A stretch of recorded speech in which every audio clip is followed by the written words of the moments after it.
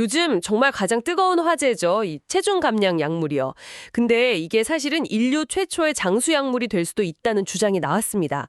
단순히 살을 빼는 걸 넘어서 우리가 건강하게 늙어가는 방식을 완전히 바꿀 수 있다는 건데요. 이 놀라운 가능성에 대해서 보내주신 자료, 저명한 과학저널 네이처 바이오 테크놀로지의 서설을 바탕으로 오늘 한번 깊이 파고들어 보겠습니다. 저희 목표는 명확합니다. GLP-1 작용제라는 이 약이 왜 이렇게까지 엄청난 기대를 받는지, 그리고 장수약물이라는 개념이 정확히 뭘 의미하는지, 마지막으로 이 꿈 같은 이야기가 현실이 되려면 어떤 산을 넘어야 하는지 꼼꼼히 짚어보겠습니다. 네, 이게 사실 단순히 어떤 신약 하나에 대한 이야기가 아닙니다. 우리가 노화랑 질병을 바라보는 관점 자체를 뒤흔드는 뭐랄까 패러다임의 전환일 수 있거든요. 심장병, 치매, 암 같은 병들을 이제 하나씩 따로 치료하는 게 아니라 그 모든 병의 공통된 뿌리, 바로 노화 자체에 개입하려는 시도니까요. 근데 그 첫 번째 주자로 이 체중 감량약이 거론된다는 게 아주 흥미로운 지점이죠. 와, 말씀을 듣고 보니까 정말 거대한 이야기네요. 그럼 먼저 그 용어부터 확실히 짚고 가야 할 것 같습니다. 장수 약물이라고 하니까 그냥 수명을 100살에서 120살로 늘려주는 약 이렇게 들리거든요. 근데 자료를 보니까 그런 단순한 개념은 아닌 것 같더라고요. 아주 정확한 지적이십니다. 사실 장수라는 단어가 오해를 좀 불러일으키기 쉽죠. 장수생명공학협회에서도 이 점을 아주 명확히 하고 있어요. 그들의 정의에 따르면 장수약물은 한 세 가지 핵심 기준을 충족해야 합니다. 첫째, 노화의 근본적인 생물학적 경로, 그러니까 노화 메커니즘 중 최소 하나 이상에 직접 작용해야 하고요. 둘째는 그 결과로 노화와 관련된 여러 질병을 동시에 예방하거나 치료할 수 있어야 합니다. 아, 하나가 아니라 여러 질병을 동시에요? 그렇습니다. 그게 핵심입니다. 그리고 마지막 세 번째 기준이 제일 중요한데요. 단순히 살아있는 기간, 즉 수명을 늘리는 게 아니라 활동적이고 건강하게 살아가는 기간인 건강 수명을 늘려야 한다는 겁니다. 실제로 한 설문조사를 보면 대부분의 사람들이 병상에 누워서 10년 더 사는 것보다 활기차게 5년을 더 사는 걸 원한다고 답했거든요. 결국 우리 모두가 원하는 건 그냥 오래 사는 게 아니라 잘 사는 것이니까요. 결국 얼마나 오래 사느냐가 아니라 사는 동안 얼마나 건강하게 제 기능을 하느냐, 여기에 초점을 맞추는 거군요. 노화를 그냥 자연스러운 현상이 아니라 치료 가능한 질병으로 본다는 발상 자체가 굉장히 도발적으로 들리기도 해요. 이런 생각은 어디서부터 시작된 건가요? 과학계에서는 사실 꽤 오래전부터 논의되던 개념입니다. 1990년대에 예쁜 꼬마 선충 같은 작은 동물의 특정 유전자를 조작했더니 수명이 2배로 늘어나는 걸 발견했어요. 그때부터 노화도 조절이 가능하구나. 이런 생각이 싹트기 시작했죠. 그러다가 2013년에 결정적인 논문이 하나 나옵니다. 노화를 일으키는 핵심적인 원인들을 9가지로 정리한 이른바 노화의 9가지 특징이라는 개념이 등장한 겁니다. 노화의 9가지 특징이요? 그게 뭔가요? 예를 들면 어떤 것들이죠? 쉽게 비유하자면 오래된 자동차가 고장나는 원인들을 쭉 정리한 목록 같은 거예요. 타이어가 닳고 세포 노화, 엔진 오일이 새고, 단백질 항상성 상실, 차체가 부식되는 만성 염증, 것처럼요. DNA 손상, 후성 유전학적 변형, 미토콘드리아 기능 저하. 이런 식으로 세포나 조직 수준에서 일어나는 다양한 손상들을 체계적으로 분류한 거죠. 이 목록이 나중에 14가지로 확장되는데 이 특징들을 하나씩 공략하면 노화 속도로 늦출 수 있지 않을까 하는 아이디어로 이어진 겁니다. 아, 자동차 부품을 하나씩 교체하거나 수리해서 차의 수명을 늘리는 것과 같은 원리군요. 그러고 보니 2006년에 있었던 야마나카 시냐 교수의 발견도 빼놓을 수 없겠네요. 다 자란 세포를 다시 어릴 때로 되돌리는 기술이었잖아요. 맞습니다. 바로 그 발견이 이 분야에 불을 붙였죠. 세포의 시계가 한 방향으로만 흐르는 게 아니라 되돌릴 수도 있다는 걸 보여줬으니까요. 물론 세포를 완전히 배아 상태로 되돌리는 건 좀 위험할 수 있지만 살짝만 젊게 만드는 부분적 리프로그래밍 같은 기술들이 연구되면서 회춘이 더 이상 공상과학 소설 속 이야기만은 아닐 수 있다는 가능성을 열어준 겁니다. 자, 그럼 본론으로 들어가 보죠. 앞서 말씀해주신 장수약물의 기준을 보니까 여러 질병을 동시에 예방하고 노화의 근본 원인에 작용해야 한다. 이렇게 말씀하셨잖아요. 그런데 GLP-1 작용제는 원래 당뇨랑 비만 딱 2가지를 겨냥해서 나온 약 아니었나요? 이게 어떻게 갑자기 모든 노화 관련 질병의 해결사 후보가 된 건지 그 연결고리가 궁금합니다. 바로 그 지점에서 학계가 열광했던 겁니다. 작년에 코펜하겐에서 열린 노화연구학회에서 그야말로 사건이 하나 터졌습니다. 이 약을 개발한 제약사 노보 노디스크와 일라일 릴리의 연사들이 차례로 등단해서 자신들의 약이 최초의 장수약물이 될 수 있다는 데이터를 발표한 거죠. 당시 현장에 있던 많은 과학자들이 그 순간의 분위기를 역사적이었다, 전율이 흘렀다 이렇게 표현할 정도였습니다. 그 정도였어요?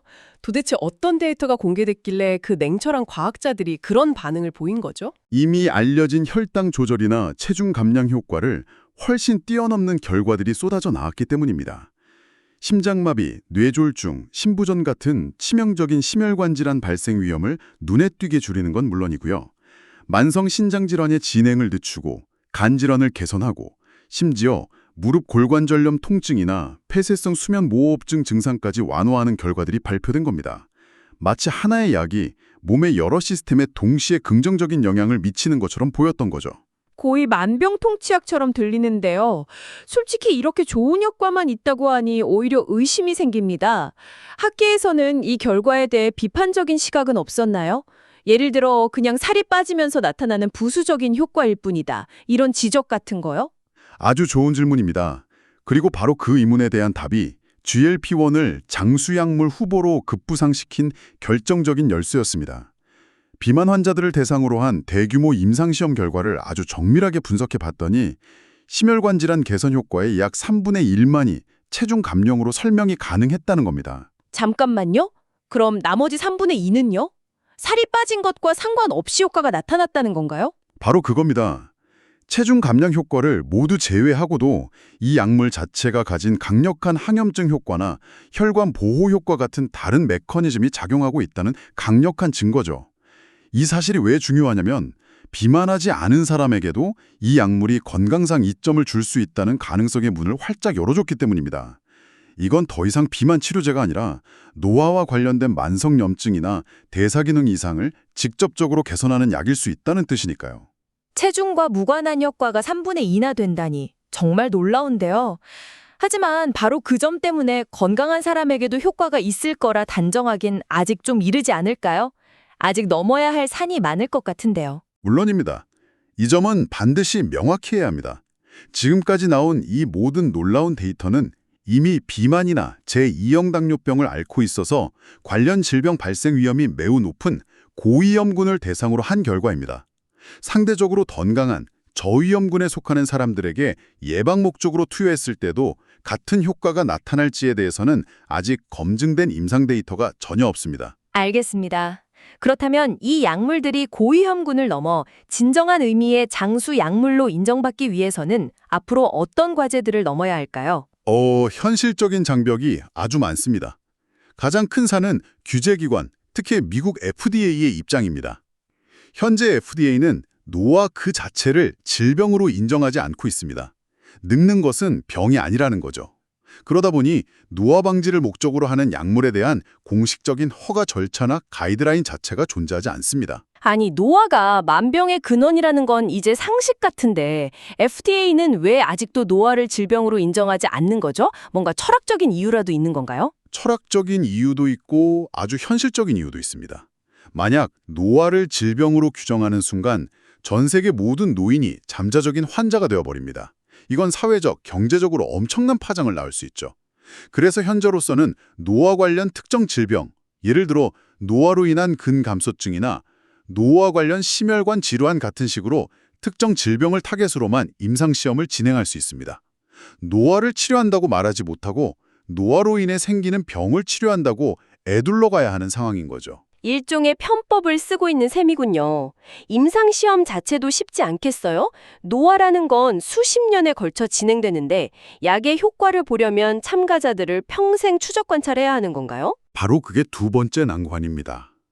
그래서 아주 기발한 임상시험 설계 방법이 구안됐습니다.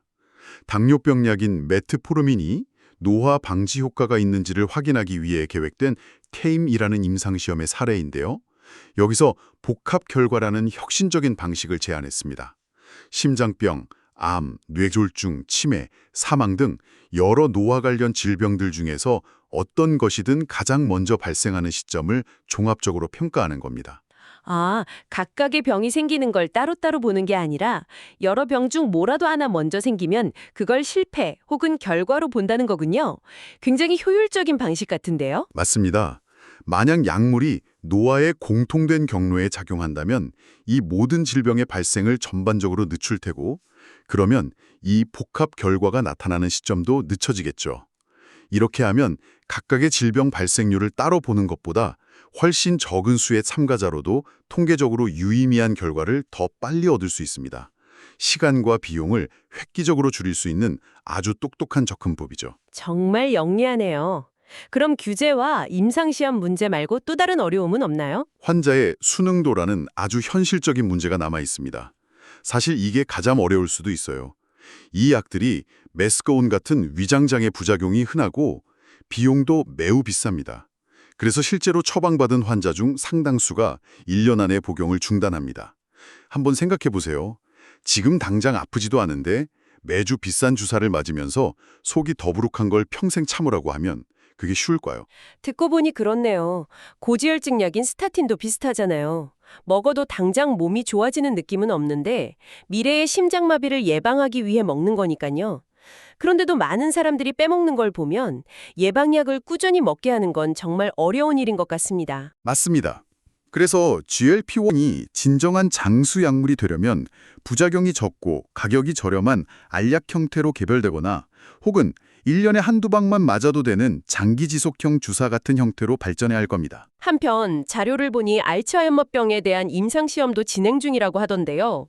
이복 및 이복 플러스라는 이름이던데 이 결과가 왜 그렇게 중요한 건가요? 이 임상시험 결과에 전 세계가 주목하고 있습니다. 초기 알츠하이머병 환자에게 GLP-1 약물 세마글루타이드를 투여해서 병의 진행을 늦출 수 있는지를 보는 3상 임상시험인데요. 이 시험이 결정적으로 중요한 이유는 참가자 중에 당뇨병이 없는 사람이 대거 포함되어 있다는 점입니다. 잠깐만요. 알츠하이머 임상시험에 당뇨가 없는 사람이 포함된 게 그렇게까지 중요한가요? 저는 당염이 다양한 사람들을 대상으로 테스트하는 줄 알았는데요. 이게 왜 이 약의 범용성을 입증하는 결정적인 증거가 되는 거죠? 왜냐하면 지금까지 GLP-1의 여러 효과들이 당뇨나 비만이라는 특정 조건 하에서만 나타난 것일 수 있다. 이런 반론이 항상 존재했기 때문입니다.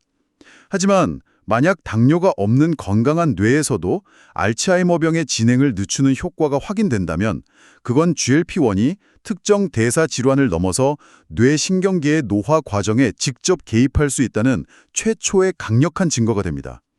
그야말로 게임 체이저가 될 수 있는 거죠. 아, 이제 이해가 되네요. 제약사들의 관심이 당연히 이 GLP-1 약물에만 쏠려 있지는 않을 것 같습니다. 이 장수약 분야에서 또 어떤 다른 접근법들이 활발하게 연구되고 있나요? 물론입니다. GLP-1은 거대한 빙산의 일각일 뿐입니다. 아주 다양한 전략들이 동시에 개발되고 있어요. 자료에 언급된 것 중 유망한 분야 하나는 염증 노화를 억제하는 전략입니다.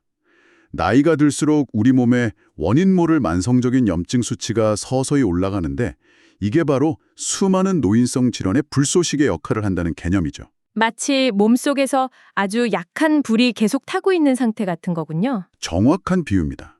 그래서 그 불을 끄기 위해 NLRP3나 CGAS, STING 같은 염증 반응의 핵심 스위치를 차단하는 약물들이 활발히 연구되고 있습니다.